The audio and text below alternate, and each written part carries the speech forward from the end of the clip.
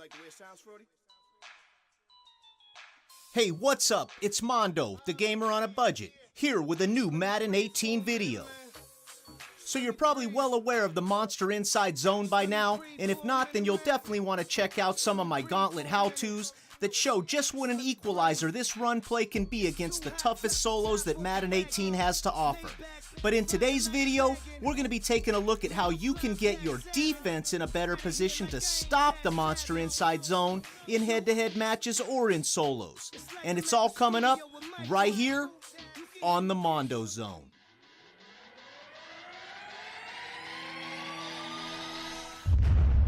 EA Sports. It's in the game.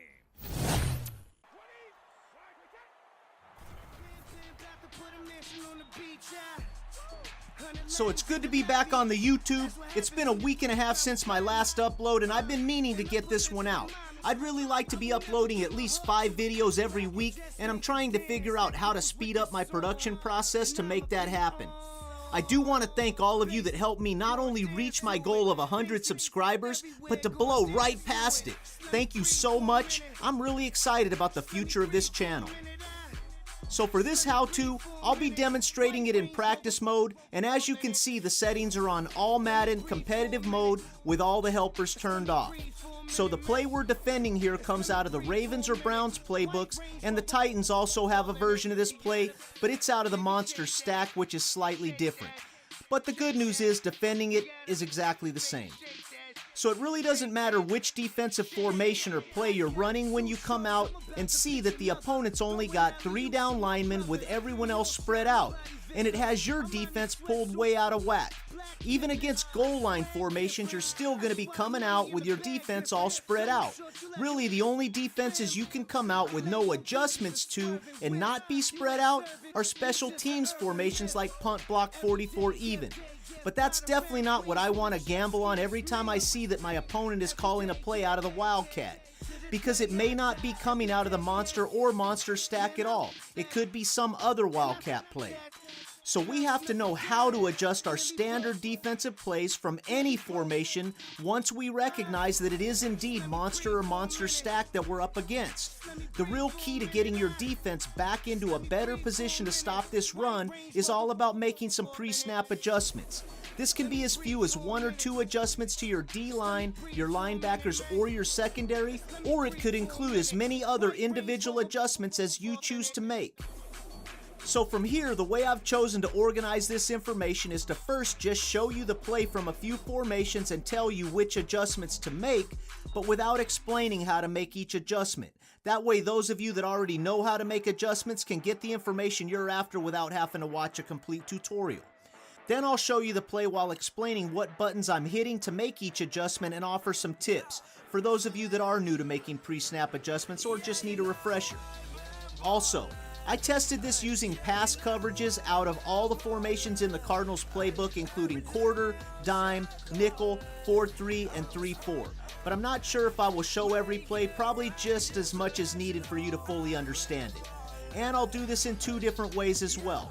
I'll run it making only 1 adjustment for those of you that have no interest in plays that require a lot of pre-snap adjustments, but I'll also do it with multiple adjustments for those of you that are more familiar with that, as well as for those of you that would like to learn how to do it, which is really easy and only takes a little practice, but it becomes second nature and you don't even have to think about it anymore once you've practiced it a little bit. So I'm going to start out in the defenses that just aren't designed to stop the run, like quarter and dime. You really shouldn't be calling these formations against a Wildcat, which is what the Monster and Monster stack show up as before you select your defensive play.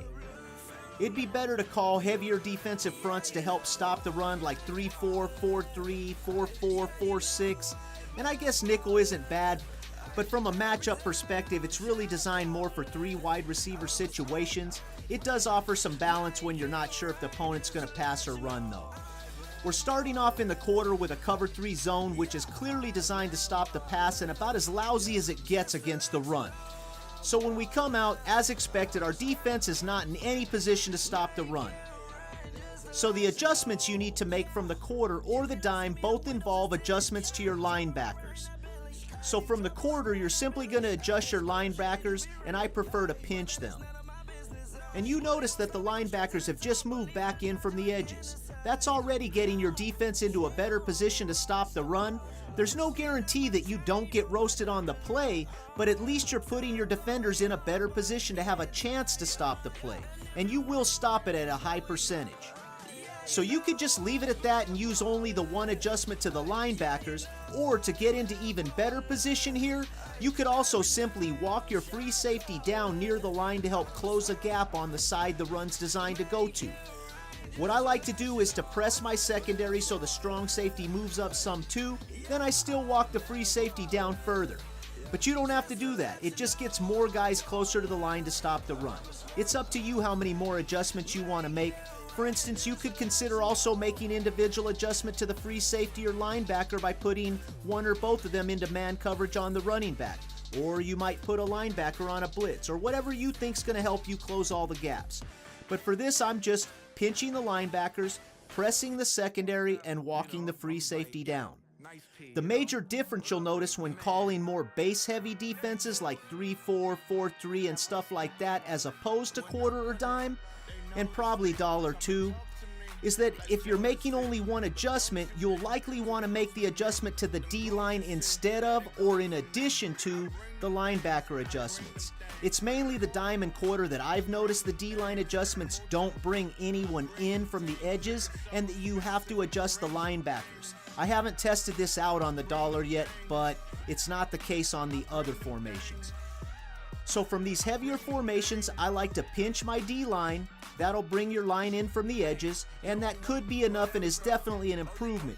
But what I like to do here is to also spread my linebackers, so basically I pinch my line and spread my linebackers. Now, just like we did on quarter and dime, I will still at a minimum walk my free safety down to get in better position to take away a run gap, but I do like to make the coverage adjustment to press or show blitz, which gets all my secondary closer to the line too. Again, you can just go with the one adjustment to the D-line and simply walk your free safety down, and that's enough. It's just that more adjustments can put more guys in a better position to take away all of the running lanes.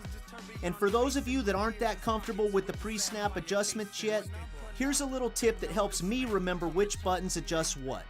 The three main adjustments are to the D-line, the linebackers, and to the secondary. L1 on PlayStation or LB on Xbox will adjust your defensive line, R1 or RB for your linebackers, and triangle or Y for your secondary. To help me remember that, I think of line as L1 or LB because it starts with L. But linebackers start with L2, so I remember that as R1 or RB because it ends with an R sound, linebacker. So L for line and R for linebacker. And I don't guess there's any tip for the last one, but to adjust the secondary, it's triangle on PlayStation or Y on Xbox. So I guess secondary ends with a Y if you're on Xbox, but just keeping track of which one adjusts lines and linebackers makes everything easier for me. Then you just read the labels and choose the proper adjustment from there.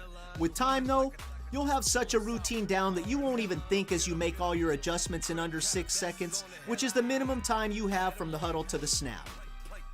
You can use this information to go back and now apply the right button to the adjustments I mentioned earlier. But I'll also give one more example here where I make a bunch of adjustments and tell you which buttons did what. So this play is from the 3-4 and is a pass coverage. First, I pinch my line by pressing L1 on PlayStation or LB on Xbox and pressing down on the left stick or D-pad. Once you hit L1 or LB, just read the labels on the menu that pops up and you see that pinch is down on the left stick.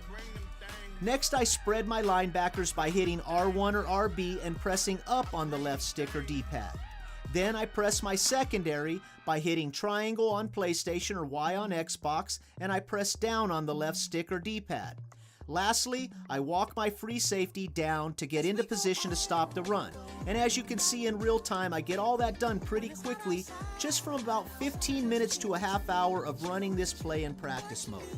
So to recap, when you're up against the Wildcat, your best bet is to call more run-heavy formations like 3-4, 4-3, 4-4, or 4-6. But for other formations as well, including nickel, dime, and quarter, it's the adjustments to the line, linebackers, and secondary that will get your defense in a better position to stop the monster inside zone.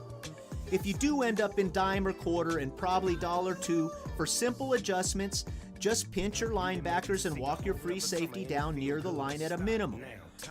For nickel through 3-4, you can pinch your line and walk your free safety down at a minimum, but additional adjustments like spreading your linebackers or pressing your secondary can also help. And more individual adjustments might help too. Once your opponent sees you stop this for the first time, chances are they'll abandon it altogether because they know you've done your homework. I really hope this helps, and if so, please give this video a thumbs up. Thank you for watching, and if you're new to the channel, please hit that subscribe button. Be sure to click the little bell icon next to it so you don't miss out on any of the other great Madden 18 content I have planned. Thanks again to all of you that helped me reach my initial goal of 100 subscribers. They say that's the hardest landmark for any new YouTuber to reach, and thanks to you, we did it in only 2 months after the release of my first video. So thank you so much for that. Please help me reach my new goal of, are you ready for this? 1,000 subscribers. Wow, hard to believe we're already pushing for that goal. I feel so blessed. If you really want to help this channel grow, please share my videos on any and all social media platforms and forums that you're on. It really does make a difference. Thanks again for watching and for subscribing. This is Mondo saying, if something's working for you, don't change it, but try not to be too predictable. And always put God first. Until next time, peace.